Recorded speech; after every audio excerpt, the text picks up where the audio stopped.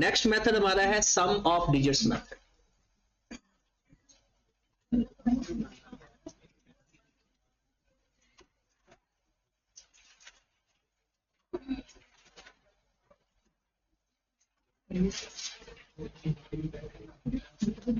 Some of digit method. Sum of digit method में formula जो होता है डेप्रिसिएशन का, उससे पहले ना आपको सम ऑफ डिजिट का फार्मूला पता होना चाहिए।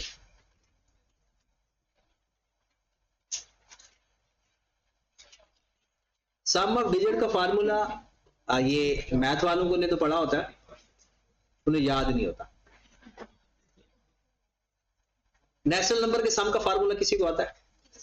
Sum of natural number, sum of natural number math वालों को पता होगा, बाकी तो नहीं। सम ऑफ नेचुरल नंबर आप बताएंगे तो याद आ जाएगा जी। सम ऑफ नेचुरल नंबर का फार्मूला होता है n into n plus 2 over 2। सही पढ़ा है आपने n plus 1 लिख दिया, n into n plus 1 over 2, n into n plus 1 over 2। ये हमने जब मैथमेटिकल प्रोग्रेशन पढ़ा था तब भी इसको प्रूव किया था। सम ऑफ नेचुरल नंबर का फार्मूला होता है n into n plus 1 over 2।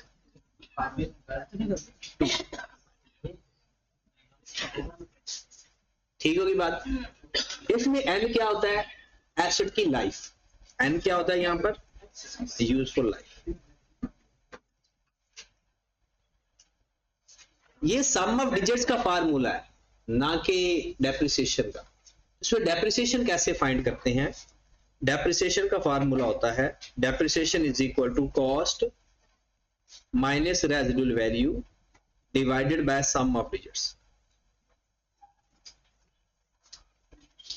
Cost minus residual value divided by sum of digits multiplied by remaining life.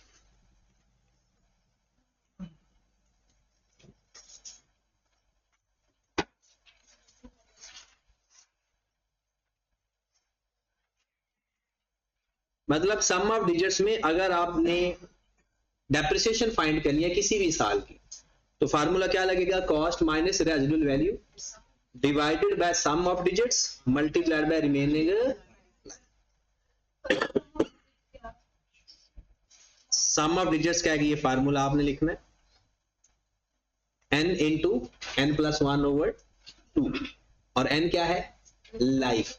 इसमें ये होता है कि ओवरऑल आपके पास एसेट्स कितने साल इस्तेमाल होना है और कितना बेनिफिट देना है, उसको ना वेटेड एवरेज की तरीके से हल कर लेते हैं। मतलब जैसे लाइफ 5 साल है ना, तो वो 15 में डिवाइड करते हैं। जैसे अभी हम देखते हैं कि अगर हमारे पास एक कॉस्ट है, एक एसेट की कॉस्ट है सपोज 5 लाख, उसकी रेजिडुअल वैल्यू है 50,000 और उसकी यूजफुल लाइफ है 5 साल। कहते हैं मुझे डेप्रिसिएशन फाइंड करके दे दे किस मेथड के जरिए? सम ऑफ डिजिट्स मेथड। तो जब भी सम ऑफ डिजिट्स मेथड के जरिए वो आपसे डेप्रिसिएशन पूछेगा, आपने सबसे पहले सम ऑफ डिजिट्स फाइंड करना है। तो करते हैं सम of digit.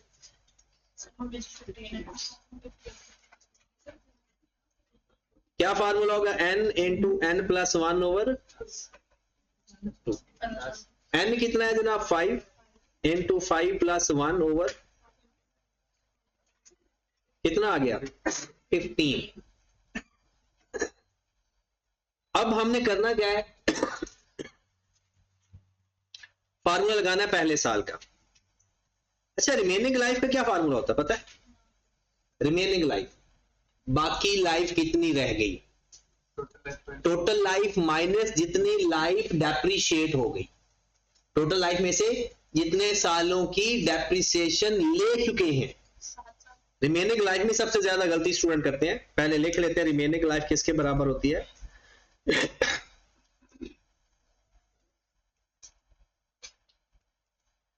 Total life minus depreciated life, total life minus depreciated life. Depreciated life का मतलब जिन सालों की डेप्रिसिएशन हो चुकी है। अब मैं चाहता हूं जी सबसे पहले हम ना पहले साल की डेप्रिसिएशन फाइंड करें सम ऑफ डिजिट से। तो कैसे फाइंड करेंगे? हाँ जी, पहले साल की डेप्रिसिएशन, डेप्रिसिएशन ऑफ ईयर 1, क्या फार्मूला होता है? Cost minus residual value divided by sum of digit. Multiplied by remaining life. Cost minus residual value divided by sum of digits multiplied by remaining life. अब cost हमारे पास कितनी है? Minus 50,000 divided by multiplied. हमने कितने सालों की depreciation हम ले चुके हैं? पहले साल पे खड़े हैं। किस साल में है? पहले साल अभी डेप्रिसिएशन ले रहे हैं। इसका मतलब है अभी तक कोई भी साल डेप्रिशिएट नहीं हुआ। तो 5 माइनस 0, 5 माइनस 0 याद रहेगा ये? पहले साल की डेप्रिसिएशन में पूरे लाइफ आएगी क्योंकि गुजरे हुए साल तो 0 होते हैं। कितना आ गया आंसर? 1,50,000। ये पहले साल की डेप्रिसिएशन आ गई। अब अगर मैं दूसरे साल की डेप्रिसिएशन फाइंड करूं,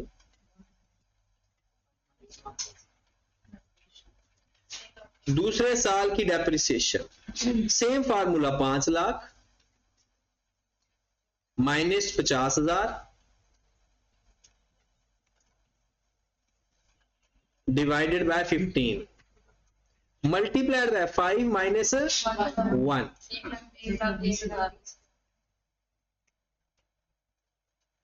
अब हम दूसरे साल पे खड़े हैं, दूसरे साल की डेप्रिसिएशन ले रहे हैं, हालांकि हम साल के एंड पे खड़े हैं। तो दूसरा साल गुजरा हुआ कंसीडर नहीं होगा क्योंकि साल कौन से माइनस करते होते हैं? जिसकी डेप्रिसिएशन हो चुकी है। हम दूसरे साल पर है, इसका मतलब है एक साल गुजर चुका है। तो 5 माइनस 1 कितना आंसर आ जाएगा? 1,00,000। इसी तरह तीसरे साल, चौथे साल, जिस साल की भी डेप्रिसिएशन फाइंड करना चाहो, फार्मूला ये है total life minus depreciated life. जब तीसरे साल पर आएंगे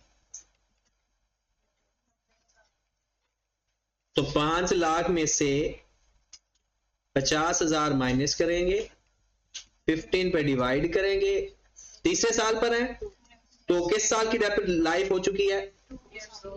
2 साल गुजर चुके हैं।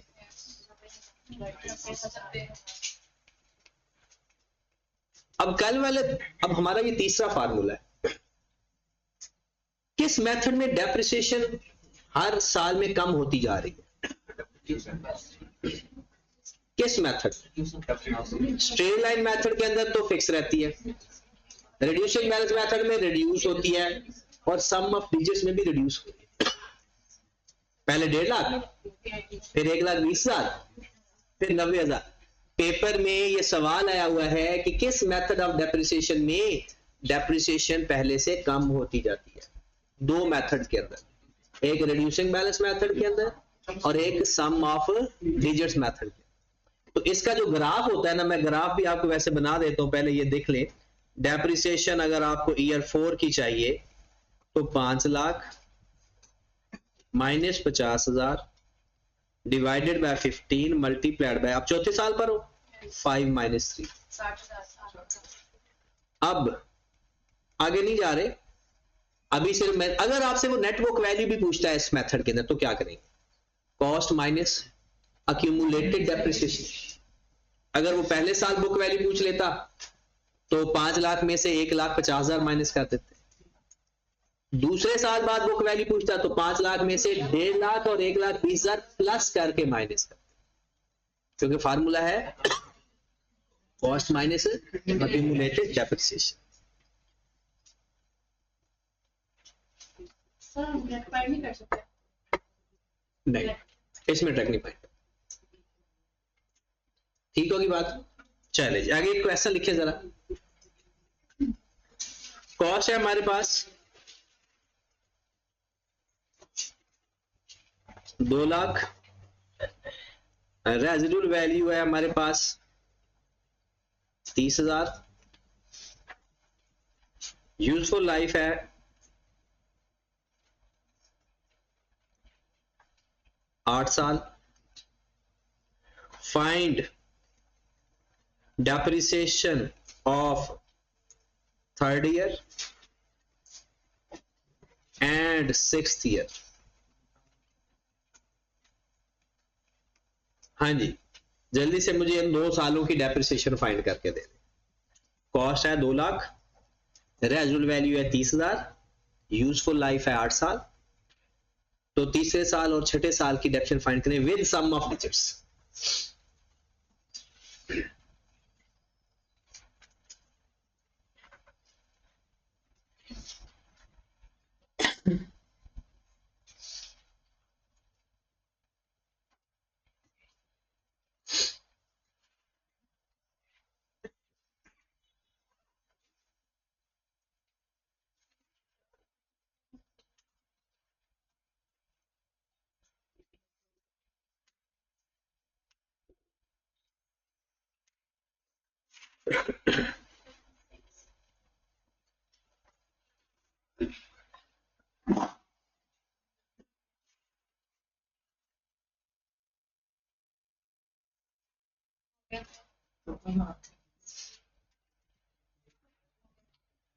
दोनों का यस कितना आ रहा है? अभी 3rd ईयर का 28 3.3 और उसके बाद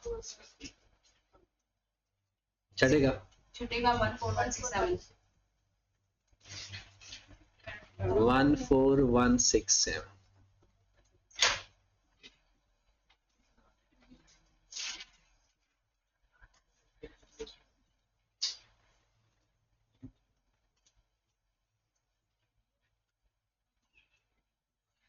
यहाँ पर 30 है।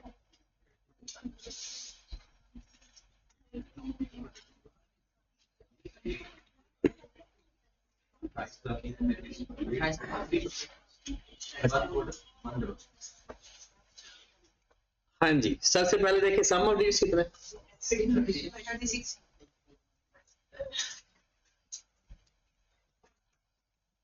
n into n plus 1 over 8 into 8 plus 1 over कितना आ गया? अब हमने डेप्रिसिएशन फाइंड करनी है किस किस साल की?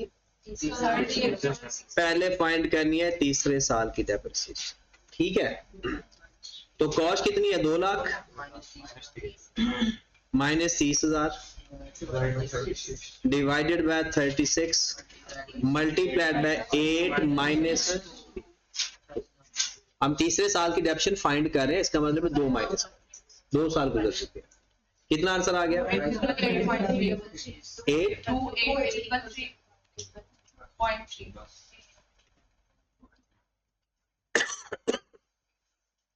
डेप्रिसिएशन 6th ईयर की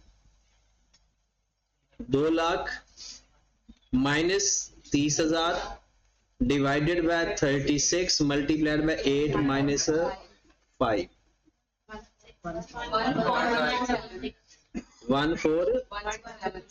1416।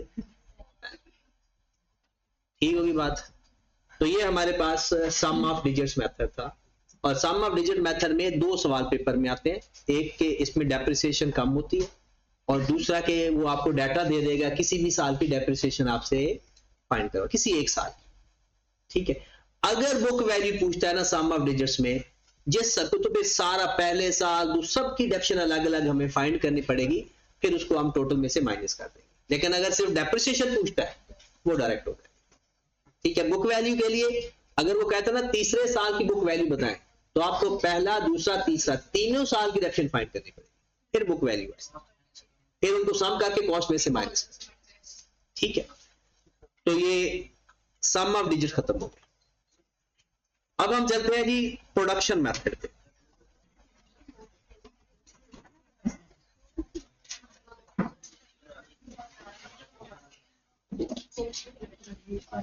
प्रोडक्शन मेथड को आउटपुट मेथड भी कहते हैं।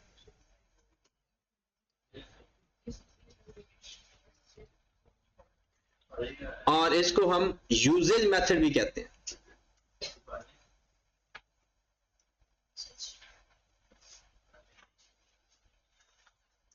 प्रोडक्शन मेथड, यूजेज मेथड या आउटपुट मेथड।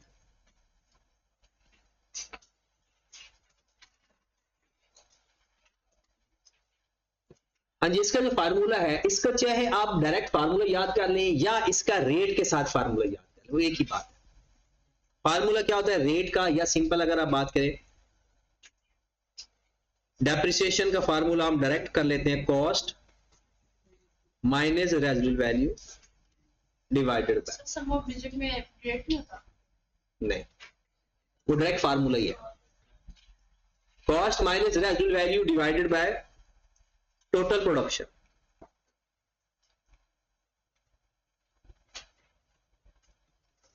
या total usages multiplied by annual production.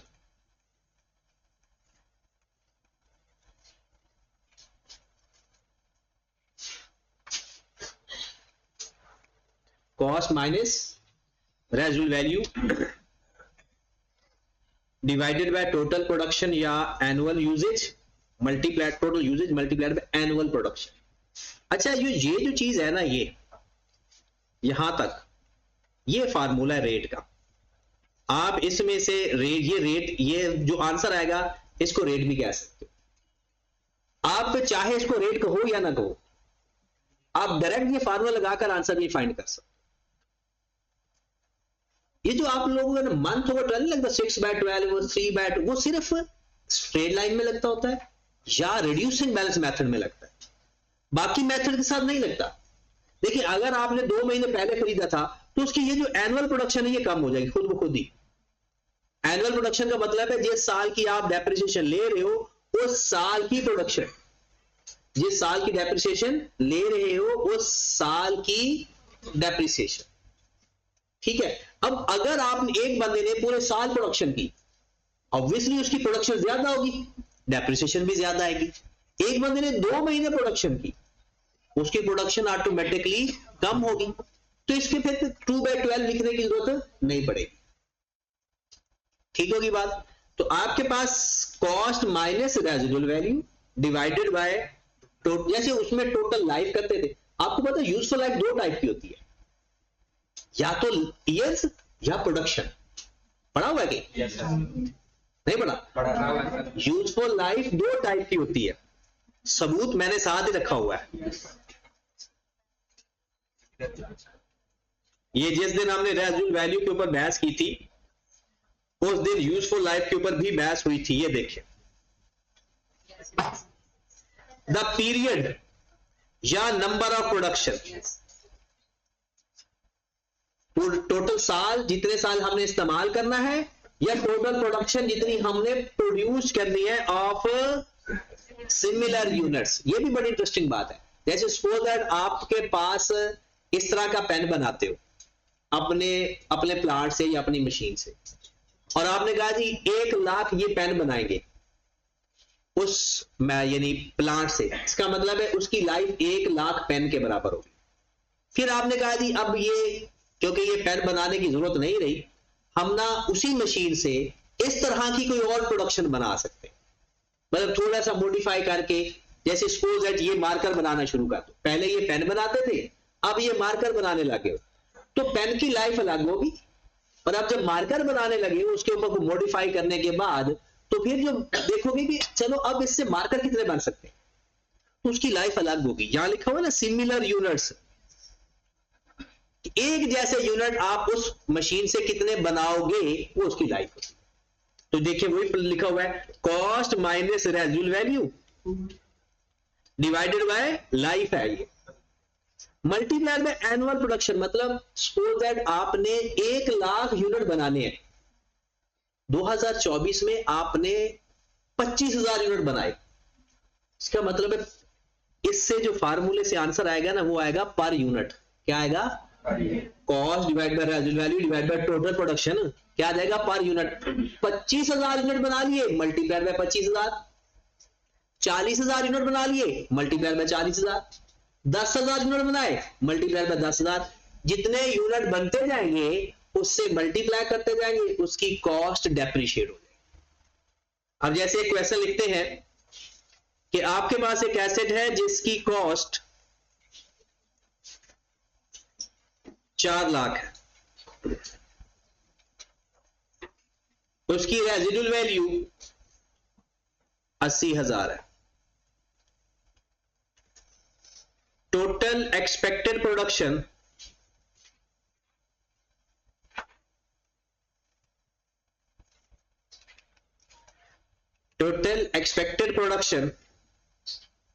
Suppose at कर लेते हैं 6,40,000।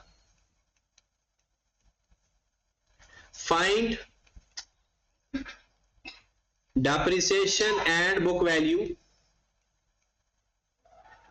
for 3 years if year 1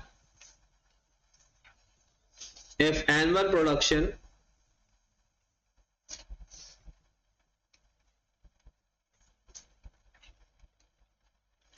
year 1 30,000, year 2 90,000, year 3 150,000। सबसे पहले हमने हर साल की डेप्रिसिएशन फाइंड करेंगे, फिर उसके बाद बुक वैल्यू फाइंड करने का तो कोई पुराना फार्मूला, कॉस्ट माइनस रेजिडुअल मतलब कॉस्ट माइनस अक्यूमुलेटेड डेप्रिसिएशन। तो सबसे पहले हम देखते हैं ईयर 1 की डेप्रिसिएशन। फार्मूला लिखेंगे जनाब, cost minus divided by total capacity multiplied by annual production. हाँ जी, ईयर 1 की डेप्रिसिएशन हमारे पास आ जाएगी, कॉस्ट कितनी है minus 80,000 divided by 6,40,000 multiplied by हमारे पास डेप्रिसिएशन आ गई, ये पहले साल की डेप्रिसिएशन आ गई। Depreciation of year 2 same formula, चाहे आप इसका एक ही फार्मूला लगाकर एक वैल्यू फाइंड करके रख लें 0.5 जो आ रही है, मल्टीप्लाइड बाय दूसरे साल आपने कितनी प्रोडक्शन की मल्टीप्लाइड बाय 90,000 45,000। तीसरे साल कितनी प्रोडक्शन की सेम मल्टीप्लाइड बाय 150,000 75,000 डन। अगर आप इन तीनों को प्लस करेंगे तो क्या आएगा अक्यूमुलेटेड डेप्रिसिएशन। अच्छा, इसका एक और, अगर आप इन सब को प्लस करके मल्टीप्लाई कर लो तो तब भी वही आंसर आएगा, क्योंकि इतने यूनिट बना लिए हैं ना, तो जितने यूनिट बना लिए हैं उसको मल्टीप्लाई कर दो तो इसका मतलब इतने यूनिट डेप्रिशिएट, इतने यूनिट की डेप्रिसिएशन ले चुके हो। तो आप इकट्ठी डेप्रिसिएशन भी फाइंड, कभी कभी वो कहता जी पिछले 3 साल में इतने यूनिट बना लिए थे, तो बंदा परेशान हो जाता है कि अलग अलग क्यों नहीं बताया। तो जितने यूनिट बना लिए उतनी डेप्रिसिएशन हो गई, चाहे वो 1 साल के अलग अलग बता दे 3 सालों के इकट्ठे बता, एक ही बात है। अलग अलग बताएगा तो अलग अलग डेप्रिसिएशन फाइंड कर सकते हैं, इकट्ठी डेप्रिसिएशन भी फाइंड कर सकते हैं, ठीक होगी बात। इसी तरह से ये बात यूजेज के हिसाब से आ जाएगी। यूजेज मतलब नंबर ऑफ आवर्स गिवन होंगे। वो कहेगा जनाब एक मशीन हमने कोई 500 घंटे इस्तेमाल कर सकते हैं जी, पहले साल हमने 400 घंटे इस्तेमाल कर दिए, दूसरे साल हमने 2000 घंटे इस्तेमाल कर दिए, तो फिर क्या करेंगे टोटल आवर्स में डिवाइड एनुअल आवर्स से मल्टीप्लाई। चलिए क्वेश्चन करके दिखा दें ताकि ये बात भी पक्की हो जाए। बुक वैल्यू फाइंड कोई cost minus accumulated depreciation. 5 lakh में से 15,000 माइनस करोगे पहले साल की बुक वैल्यू। 5 लाख में से 60,000 माइनस करोगे 2 साल बाद की बुक वैल्यू, तीनों को प्लस करके माइनस करोगे 3 साल बाद की cost minus accumulated depreciation. Credit है बाद में समझ लेंगे। क्रेडिट में चले अब चलते हैं नेक्स्ट। एक सवाल करके दे दें एनुअल प्रोडक्शन वाला, अगर इसका वो रेट फाइंड करना आ जाए ना तो cost minus residual value divide by total production, बस इतना। तो क्वेश्चन लिखिए, asset purchased at 1/4/2022 rupees 300,000 with with residual value rupees 40,000, and other asset purchase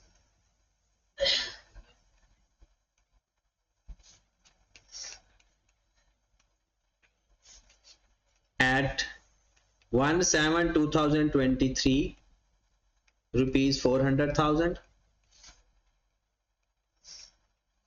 with residual value rupees 50,000. Annual production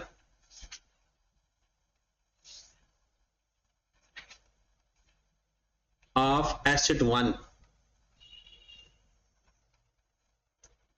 2022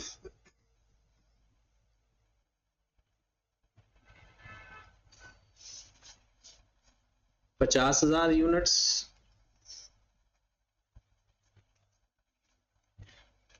2023 90,000 units.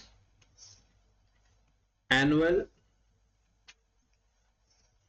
production of asset 2 2023 40,000 units. Total capacity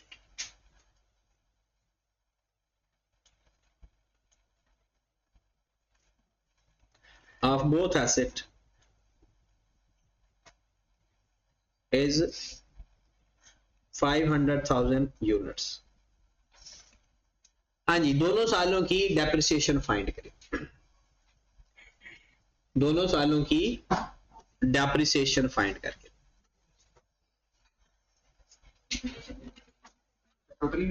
हाँ जी, depreciation हमेशा time की होती है, दोनों सालों की डेप्रिसिएशन फाइंड करके।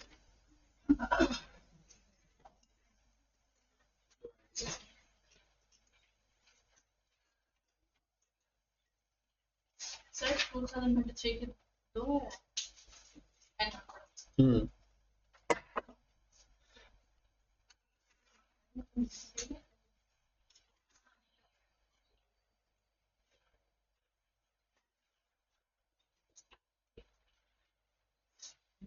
ईयर एंड 31 दिसंबर है, year and 31 December.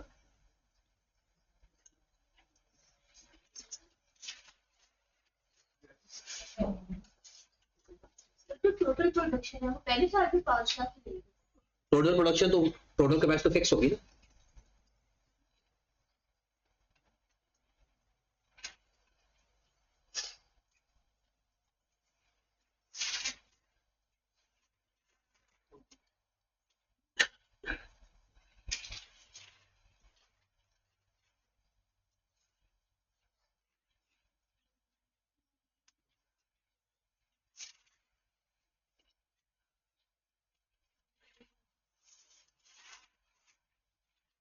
Sir depreciation confidence depreciation हो गई दोनों सालों की।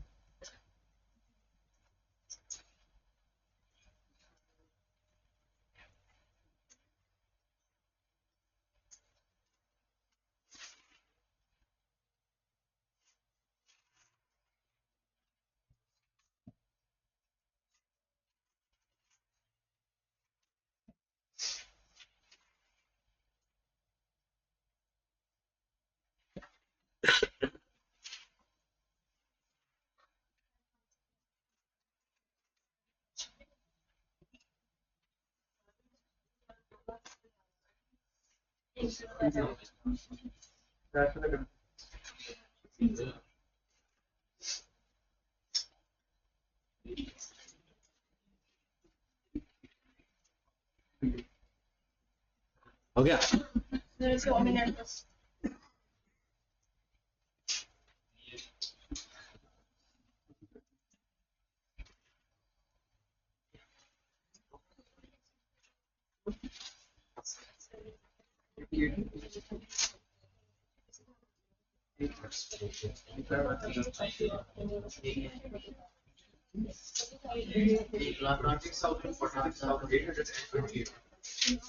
दो सालों की डेप्रिसिएशन आपने 3 बता दी। हाँ जी, डेप्रिसिएशन हमेशा टाइम की बताई जाती है, एसेट की नहीं बताई जाती। तो मुझे आपने 2022 की डेप्रिसिएशन बतानी है और 2023 के साल की डेप्रिसिएशन। 22 की 26,000 74800। ठीक होगी बात? अब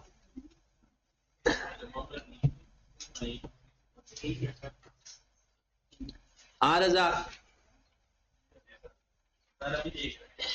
कुछ समय लग रही है, पक्की बात है। पिछले लेक्चर कितने कवर हो गए आप सारे? अब ये बातें जो हम करते हैं क्लास में, इन बातों की समय लगती है।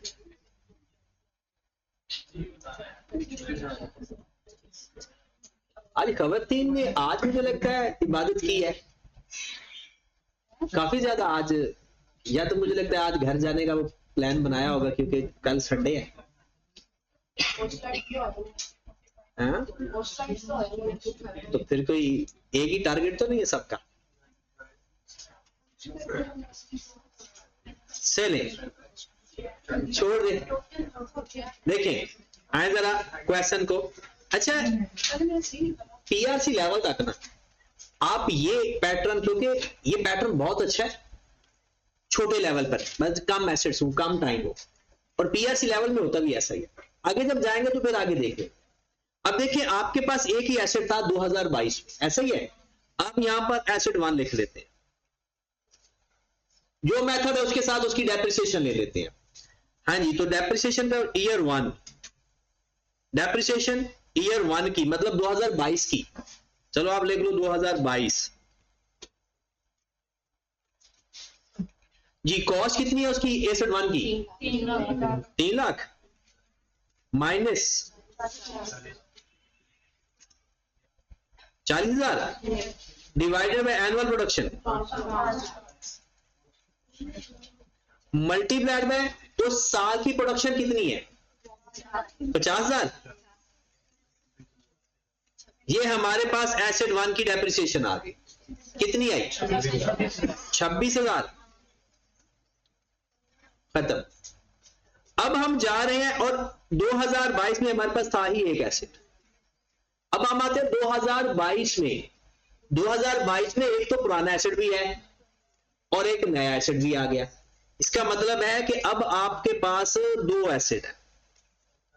जो एसेट 1 है डेप्रिसिएशन 2023 3 लाख, वो वैसे ही minus 40,000 divided by 500,000 multiplied by 90,000। ये डेप्रिसिएशन आ गई एसेट 1 की। तो जैसे हम पहले ब्रॉडआउट को डेप्रिशिएट करते हैं, फिर एडिशन को डेप्रिशिएट करते हैं। फिर एसेट 2 की भी सेम फार्मूला लिखिए, क्या कॉस्ट थी उसकी? 4 lakh minus 50,000 divided bye 5 lakh multiplied by 40,000। लो जी, पहले एसेट की कितनी डेप्रिसिएशन आ गई? 4,600 और दूसरे की 28,000। इसको प्लस करेंगे तो ये हमारे पास डेप्रिसिएशन आ जाएगी। इस यहां पर टाइम फैक्टर नहीं लगता होता, ये जो 7 बाय 12 या 6 बाय 12 जब मर्जी खरीदो एनुअल प्रोडक्शन से मल्टीप्लाई कर दे, दोनों को प्लस करेंगे। अलग अलग एसेट की डेप्रिसिएशन को पूछेगा तो 4,600 28,000 और प्लस करके पूछेगा तो प्लस करके भी बता देंगे 7,6,7,4,8 ओके होगी बात। तो ये मेथड भी खत्म। अब हम बात करते हैं, जब आप डेप्रिसिएशन लिख लो पहले ये, ताकि फिर कंसेप्चुअल बातें करते हैं। अब मैं थ्योरेटिकल सारी बातें करने लगा हूं। इसका न्यूमेरिकल का सिर्फ एक कॉन्सेप्ट रह गया, वो कल करेंगे। अगर अभी टाइम मिल जाएगा तो शायद अभी कर ले, या वो कल ही करेंगे, क्योंकि वो एक अलग ही चीज है। तो 10 मिनट कल लगा लेंगे इसके टॉपिक के ऊपर। छुट्टी है। कल छुट्टी है? अच्छा चलिए। आपने वो सुना नहीं हुआ कि सीए के स्टूडेंट्स के लिए every day is a Monday? Sir अच्छा, अब कॉन्सेप्चुअल बातें सुने। पहली कॉन्सेप्चुअल बात कि अगर आप एक दफा डेप्रिसिएशन लेना शुरू कर देते तो फिर आप डेप्रिसिएशन लेना बंद नहीं करते जब तक कि वो एसेट बिक ना जाए या उसकी लाइफ खत्म है। अब पेपर में वो जानबूझ के आपको छेड़ने के लिए कहेगा कि जी 2 साल या 1 साल या 6 महीने आपने दरमियान में एसेट इस्तेमाल ही नहीं किया, तो बताओ उन 6 महीनों की डेप्रिसिएशन लेंगे? तो आंसर इज यस। आपने अगर एक बार डेप्रिसिएशन लेना स्टार्ट कर दी तो फिर आपने कब तक डेप्रिसिएशन लेनी है? उसके डिस्पोजल तक, या उसकी लाइफ। डिस्पोजल बेचने को कहते हैं, उसकी लाइफ खत्म, मतलब उसका बेनिफिट खत्म हो गया, उसकी लाइफ खत्म हो गई। ठीक है, इसका मतलब है क्या ऐसा हो सकता है कि डेप्रिसिएशन 0 है? क्या ऐसा हो सकता है कि डेप्रिसिएशन निल हो? नहीं, इकोनॉमिक लाइफ भी खत्म नहीं हुई, बेचा भी नहीं है, तो क्या फिर भी डेप्रिसिएशन निल हो सकती है? एक मेथड में निल हो सकती है, प्रोडक्शन मेथड के अंदर। क्योंकि प्रोडक्शन मेथड के अंदर आपने मल्टीप्लाई करना होता है एनुअल प्रोडक्शन के साथ। एक ऐसा साल जिसमें आपने एनुअल प्रोडक्शन की ही नहीं, अगर आप एनुअल प्रोडक्शन करो ही ना, आपका एसेट आइडल पड़ा रहे, तो स्ट्रेट लाइन मेथड में भी डेप्रिसिएशन आएगी पूरे साल की, WDV मेथड में भी आएगी, सम ऑफ डिजिट्स में भी आएगी, लेकिन एनुअल प्रोडक्शन मेथड के अंदर नहीं आएगी, क्योंकि प्रोडक्शन की नहीं। तो जब फार्मूला लगाएंगे cost minus residual value divided by total production multiplied by 0, तो आंसर क्या हो जाएगा? तो एक मेथड है जिसमें डेप्रिसिएशन निल हो सकती है। तो ये आपका एमसीक्यूज में अब करवा रहा हूं। पहला एमसीक्यूज, एनुअल यानी depreciation is nil in only production method. इसके अलावा डेप्रिसिएशन निल नहीं हो सकती, इसके अलावा किसी भी मेथड में डेप्रिसिएशन निल नहीं हो सकती। 2 मेथड है जिसमें डेप्रिसिएशन रिड्यूस होती है, 2 मेथड है जिसमें डेप्रिसिएशन रिड्यूस होती है। हाँ जी, डेप्रिसिएशन रिड्यूस्ड या decline in reducing balance method,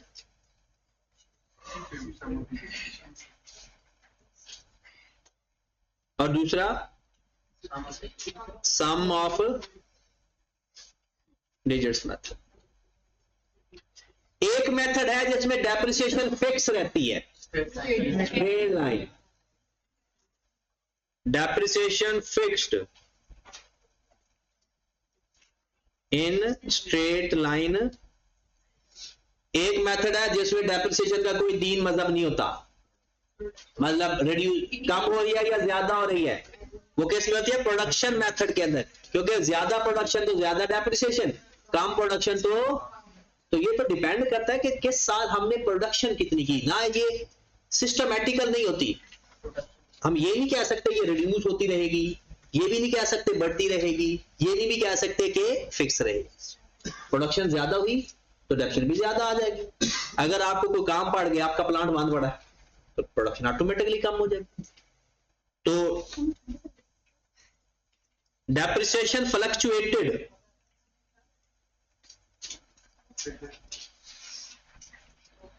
in production method.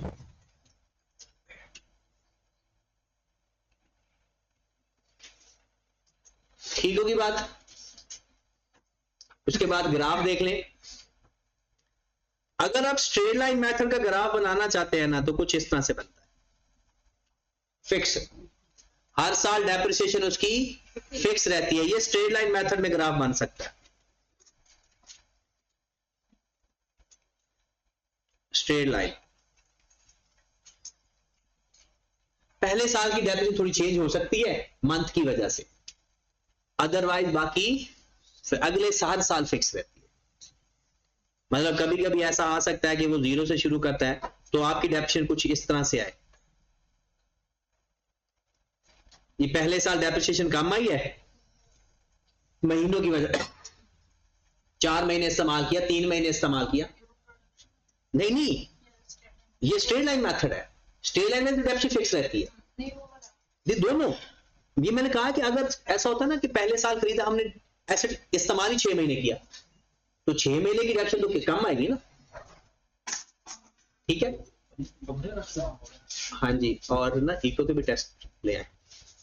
आपका टेस्ट है कितने बजे? पहले लेने थे मैं 2। हाँ उनमें से एक।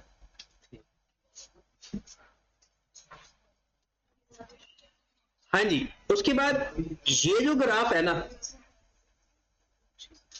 ये ग्राफ वाला किसका है? रिड्यूसिंग बैलेंस मेथड, क्योंकि डेप्रिसिएशन कम हो रही है।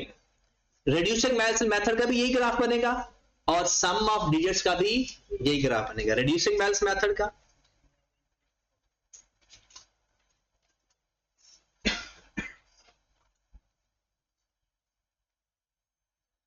और sum of digits method, reducing balance method का और सम ऑफ डिजिट मेथड। ठीक होगी बात?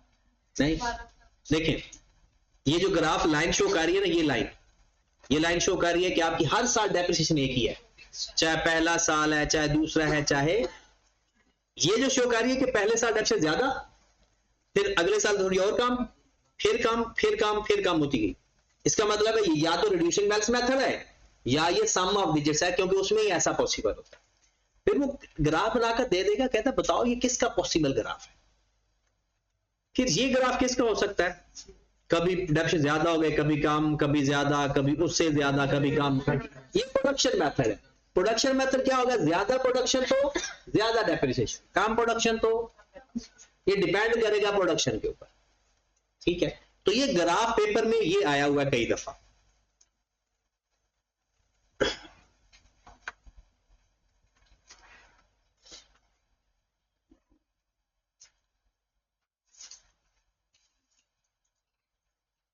उसके बाद नेक्स्ट ये बनाना है।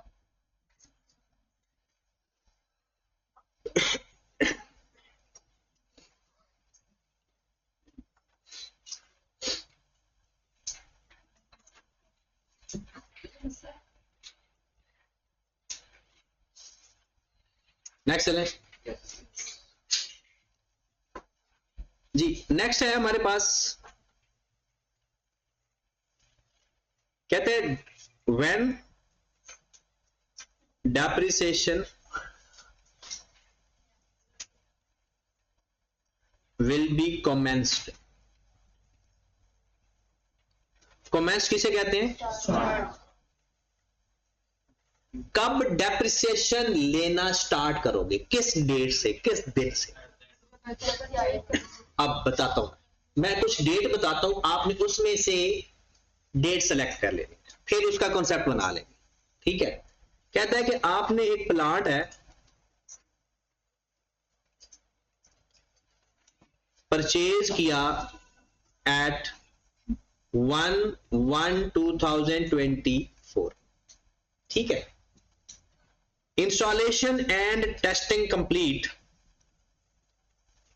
Installation and testing completed and plant available for use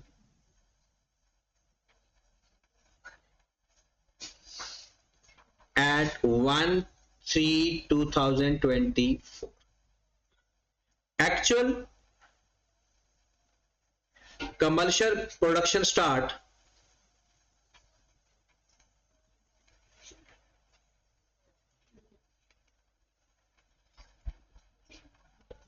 one 4/2020 जी। लिख लिया सवाल। क्वेश्चन यह है कि एक प्लांट आपने खरीदा है 1 जनवरी 2024 को, 2 महीने उसकी इंस्टॉलेशन पे लग गया। जनवरी और फरवरी का महीना उसको इंस्टॉल करने पे, कंप्लीट करने पे, मतलब एसेट आपके पास कब अवेलेबल फॉर यूज है? ठीक है। फिर आपने कहा जनाब पीर साहब से दुआ करवाएंगे, देगे शेगे बनवाएंगे, उसके बाद प्रोडक्शन शुरू करेंगे।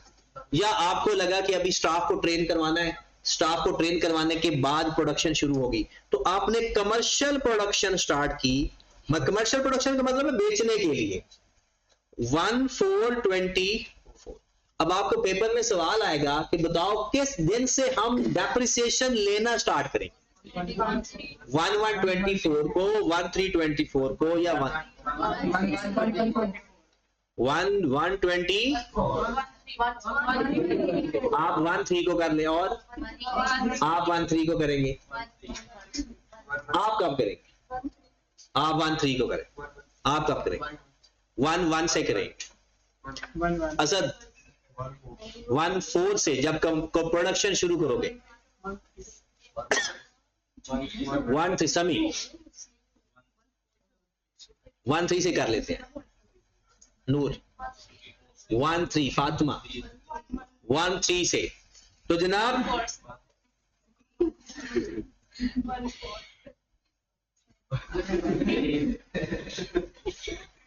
तो आंसर आपका क्या है? जब कमर्शियल प्रोडक्शन शुरू करते, सॉरी जब अवेलेबल फॉर, जब एसेट अवेलेबल फॉर यूज होगा, चाहे आप बाद में इस्तेमाल करें या उसी दिन से इस्तेमाल करना शुरू कर दें। डेप्रिसिएशन उसके दिन से स्टार्ट करते हैं when asset available for use. और वो कब अवेलेबल फॉर यूज होता है? जब उसकी इंस्टॉलेशन और टेस्टिंग पूरी हो जाए। अच्छा सपोज 1 मार्च को टेस्ट किया, पता चला कोई गड़बड़ है, 15 दिन और लग गए उसको गड़बड़ को सही करने पे, फिर अब फाइनल होगी, टेस्टिंग कंप्लीट हो गई, तो फिर हम 15 दिन के बाद शुरू करेंगे। मतलब जब अवेलेबल फॉर यूज, चाहे आप इस्तेमाल करो या ना करो। ठीक है, तो ये पेपर में सवाल आ सकता है कि डेप्रिसिएशन लेना स्टार्ट कब करेंगे। तो डेप्रिसिएशन लेने की डेट कौन सी होती है? जब एसेट आपके पास अवेलेबल फॉर एक्चुअल, उसी दिन स्टार्ट कर देना चाहिए। तो ठीक है, अगर आप लेट स्टार्ट करते हो ना, तो लेकिन डेप्रिसिएशन लेना पहले शुरू कर दोगे। मतलब 2024 में अगर आपसे कोई पूछे कितने महीनों की डेप्रिसिएशन लेते, साल की, 10 महीनों की, या 9 महीनों की? 10 महीने। 1 मार्च से 10 महीने बनते हैं। 1 मार्च से 10 महीने बनते हैं। 1/4 से 9 मंथ बनते हैं। तो फिर 1 महीना भी यूज नहीं हुआ ना, लेकिन स्टैंडर्ड कहता है कि आप चाहे इस्तेमाल करो या ना करो, अगर आपका एसेट अवेलेबल फॉर यूज है तो डेप्रिशिएट हो। ये स्टैंडर्ड है, कह दिया। ठीक होगी बात? क्लियर? चले जी। तो ये कॉन्सेप्ट कौन सा था पहला? डेप्रिसिएशन कमेंस कब करते, अब डेप्रिसिएशन सीज कब करते हैं, लेना खत्म कब कर देते हैं? जब एसेट बेच दे या उसकी लाइफ, उसे बोलते हैं डी रिकॉग्नाइज करना। क्या बोलते हैं? रिकॉग्नाइज का मतलब होता है अपनाना कि हमारा एसेट है। डी रिकॉग्नाइज का मतलब क्या होता है? खत्म कर देना कि अब ये कोई फायदा नहीं दे रहा। तो नेक्स्ट है कि डेप्रिसिएशन स्टॉप कब करते हैं, या when depreciation will be seized.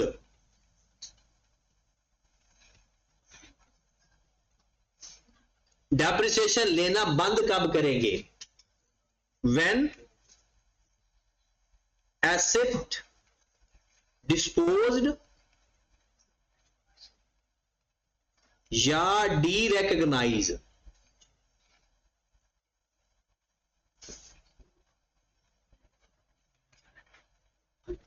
जब एसेट बेच दो या उसको डी रिकग्नाइज कर दो। डी रिकग्नाइज का मतलब उसकी लाइफ पूरी होगी, अब वो फायदा नहीं दे रहा, उसको डी रिकग्नाइज कर दिया जाता है। ठीक होगी बात? मतलब अगर आप एसेट है, आप इस्तेमाल कर बेच दिया, बेचने के बाद वो आप नहीं इस्तेमाल करोगे ना, जब आप इस्तेमाल ही नहीं करोगे तो फिर वो एसेट आप पे डेप्रिशिएट भी, जिसके पास एसेट होगा जो इस्तेमाल करेगा वही डेप्रिशिएट करेगा। अब डी रिकग्नाइज का मतलब क्या होता है कि आपका एसेट आपने अपनी बुक से खत्म कर दिया, एसेट क्रेडिट कर दिया।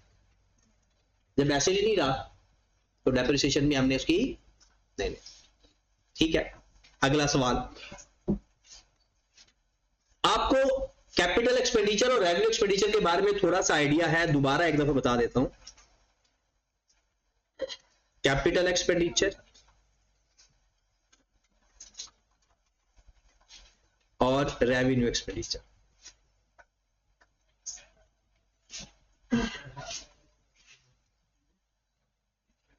अच्छा, कैपिटल एक्सपेंडिचर और रेवेन्यू एक्सपेंडिचर में बेसिक फर्क यह है कि कैपिटल एक्सपेंडिचर वो होता है जिसका बेनिफिट मोर देन 1 ईयर के लिए आता है, और हम उसको उसी वक्त एसओपीएल में नहीं लिखते बल्कि ओवर द यूजफुल लाइफ। वो तमाम एक्सपेंसेस जो एसेट की कॉस्ट में ऐड होते हैं वो कैपिटल एक्सपेंडिचर होते हैं। रेवेन्यू एक्सपेंडिचर वो एक्सपेंडिचर होते हैं जो जैसे ही इनकर्ड होते हैं उसी पीरियड में एक्सपेंस में लिख देते हैं। वो सारे एक्सपेंसेस जो हमने लिखा था ना, कॉस्ट टू बी इग्नोर, जो कॉस्ट इग्नोर करते हैं वो सारे रेवेन्यू एक्सपेंडिचर, और जो कॉस्ट एसेट की कॉस्ट में ऐड करते हैं वो सारे। अच्छा, नॉर्मली कौन से एक्सपेंडिचर बड़े होते हैं? कैपिटल एक्सपेंडिचर मॉनेटरी टर्म्स के अंदर नॉर्मली बड़े होते हैं, लेकिन जरूरी नहीं है। छोटे एक्सपेंस भी बड़े हो सकते हैं, लेकिन ज्यादातर क्या होता है, और इसकी जो कंजम्पशन है, इसकी कंजम्पशन होती है मोर देन 1 ईयर के लिए,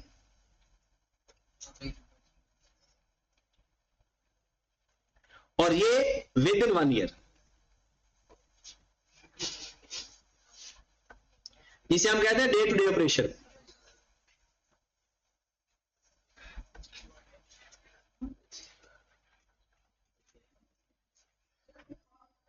जो कैपिटल एक्सपेंडिचर होते हैं वो उसकी लाइफ मोर देन 1 ईयर होती है, और जो रेवेन्यू एक्सपेंडिचर होते हैं उनकी life with in.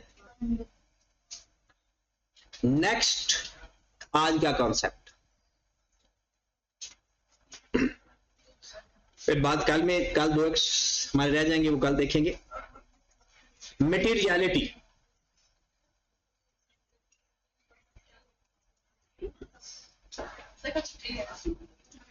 Materiality concept, ये जो आपने कुछ लोगों ने मुझसे पूछा ना, इमटेरियलिटी लिखा हुआ है आपकी बुक के अंदर, वो इमटेरियलिटी बेसिकली मटेरियलिटी का उलट है। अगर ऐसे ध्यान से बात सुननी है, मुझे बताया पीपीई की डेफिनेशन क्या है? ऐसा एसेट, ऐसा टेंजिबल एसेट जो प्रोडक्शन प्रोसेस में इस्तेमाल हो, एडमिनिस्ट्रेशन के लिए इस्तेमाल हो।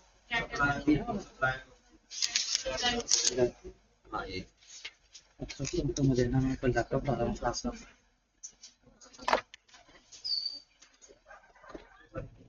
हाँ जी, ऐसा एसेट जो प्रोडक्शन प्रोसेस में इस्तेमाल होता हो, एडमिनिस्ट्रेटिव पर्पस के लिए इस्तेमाल होता हो, rental to others, supplying of goods to other, and expected to be used more than 1 year, वो आपका कहलाता है non current asset, property, plant and equipment.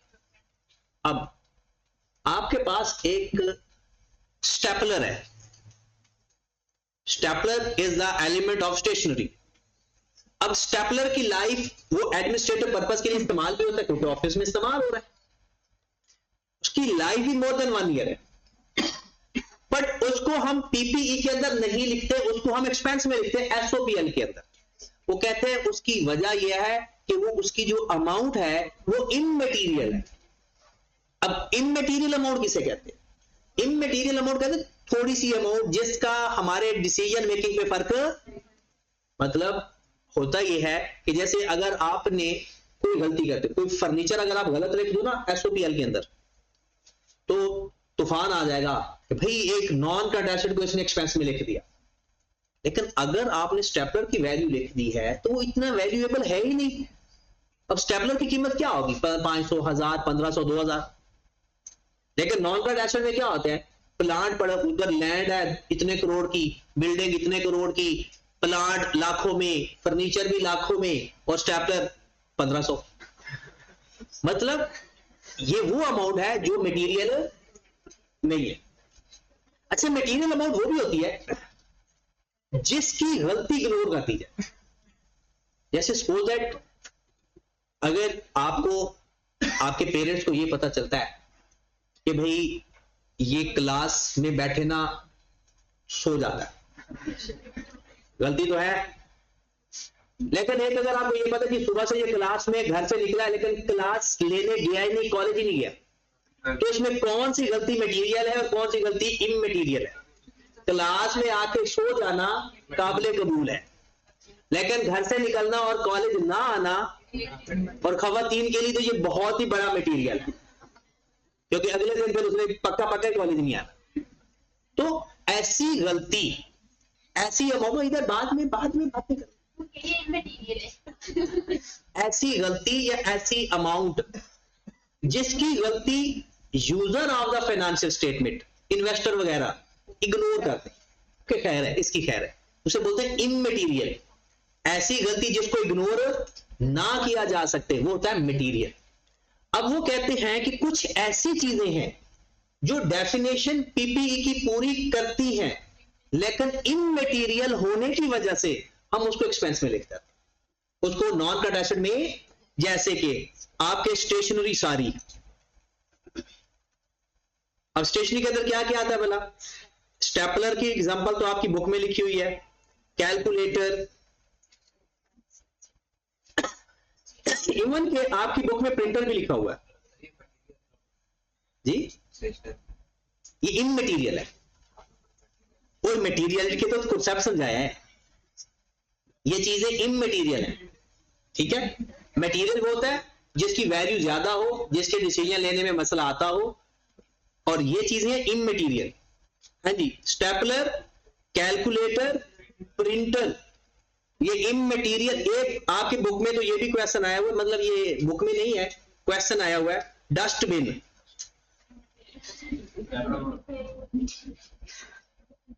अच्छा, मटेरियलिटी का कॉन्सेप्ट ना किसी वैल्यू को देखकर नहीं किया जा सकता, वो अमाउंट को देखकर किया जाता। जैसे अगर एक बंदे की 5 लाख सेल है, उसको पता चला इस 5 लाख की सेल के अंदर ना 200 रुपए की गड़बड़ है, मतलब 5 लाख की सेल में, जैसे सपोज दैट आप मेरे पास, मैं आपसे ना लोन लेने आ गया, मैंने कहा यार मुझे लोन चाहिए, मेरी सेल ज्यादा होती है तो मैं आपको किस्तों में पैसे वापस कर दूंगा, आप अपना इंटरेस्ट ले लेना। आपके कान में किसी ने आकर कहा कि ये झूठ बोल रहा है, इसकी 200 की सेल में गड़बड़ है। अब 5 लाख में अगर 200 की गड़बड़ है तो खैर, ये इतनी मटेरियल अमाउंट आपके डिसीजन पे कोई फर्क नहीं पड़ेगा। अगर आपने मुझे लोन देना है तो दे देंगे, नहीं देना तो नहीं देंगे। अब अगर मसला आ जाए 500 रुपए की सेल है मेरी और उसमें 200 की गड़बड़ है, ये मटेरियल है। अब 500 में 200 मटेरियल है, 5 लाख में 200 मटेरियल है, तो मटेरियलिटी का किसी वैल्यू से डिपेंड नहीं करती कि ये कितनी वैल्यू होनी चाहिए।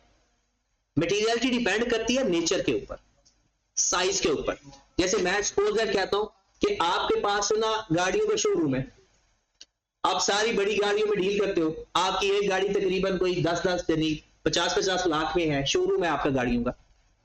हुआ ये कि आपको किसी ने कहा कि हमारी एक गाड़ी गुम हो गई, आपके पास शोरूम है, एक गाड़ी जी 1 करोड़ की थी या 90 लाख की थी या 80 लाख की गुम हो, और दूसरा भाई साहब है, उसका बिजनेस है कोई छोटा मोटा किसी चीज का या स्टेशनरी का ले ले, और उसने कहा जी 12 लेड पेंसिलें गुम हो गई। अब एक बंदे की सिर्फ एक गाड़ी मिस हुई है और दूसरे की 12 पेंसिलें मिस हो गई हैं। 12 पेंसिलों वाला स्कूल से सो रहा है, एक गाड़ी वाला टेंशन में है, तो इसका मतलब है वो जो 12 पेंसिल है वो मटेरियल, गाड़ी एक ही मटेरियल। तो मटेरियलिटी का ताल्लुक होता है नेचर और साइज के ऊपर।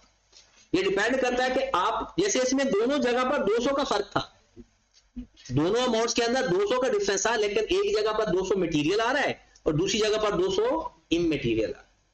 तो नॉर्मली आपके ये वो एसिड हैं जो पीपीई की डेफिनेशन तो पूरी करते हैं, लेकिन फिर भी हम इसको नॉन कट एसिड में नहीं लिखते। किस वजह से? क्योंकि ये इमटेरियल है, इनके ऊपर मटेरियलिटी कॉन्सेप्ट अप्लाई होता है, जिसकी वजह से हम इसको अपने नॉन कट एसिड्स की लिस्ट से निकाल देते हैं। और ये बात आप लोगों की पहले हमने ये डिस्कस की, आपने पढ़ ली थी। यहां पर देखें, अब प्रैक्टिकल एक्सपीरियंट यहां पर देखिए, immaterial items are not recognized as non-current acid even they meet the definition of criteria। कहते हैं वो डेफिनेशन का क्राइटेरिया मीट कर रहे हैं, निकालने की जरूरत नहीं, इधर से देखने में आप सिर्फ इमटेरियल होने की वजह से उसने स्टेपलर कहा, कैलकुलेटर कहा, और यहां पर भी वो कुछ चीजें कह रहा है कि इसको भी आपने एक नजर देखना है। ये मैं वैसे ही कल पढ़ाऊंगा, ठीक है। तो ये हमारा डेप्रिसिएशन का एक लेक्चर रह गया, और बाकी हमारा डेप्शन कंप्लीट हो गया। आपने इसके जो सेल्फ टेस्ट है वो आप पूरा कर सकते हो, सेल्फ टेस्ट आप कंप्लीट कर सकते हो, सिवाय एक या दो क्वेश्चन शायद आपसे ना हो, बाकी आप पूरा कर लोगे, ठीक है। और वो देखेंगे अगर नहीं होगा तो मैं करवा दूंगा।